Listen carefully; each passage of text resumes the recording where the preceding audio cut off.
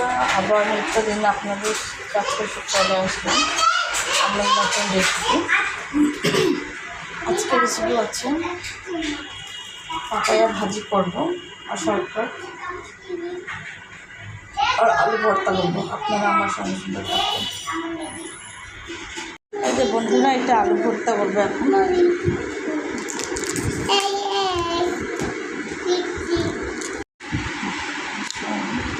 আলুটা মেখে নিচ্ছি,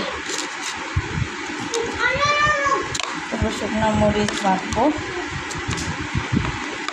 ভাজবো, ভাজার পর এটা দিয়ে দেবো।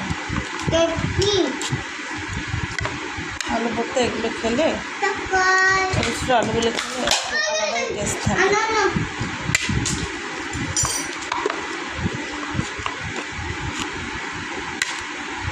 যারা ভর্তা পছন্দ করে তারা চলে আসে আমার এখানে। বন্ধুরা,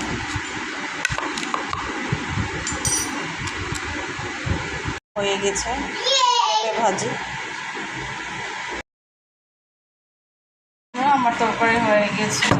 এটা হচ্ছে পেঁপে ভাজি, এটা হচ্ছে আলু ভাজি, এটা হচ্ছে আলু ভর্তা, তারপর এটা হচ্ছে ধনেপাতা ভর্তা, এটা হচ্ছে শুটকি ভর্তা।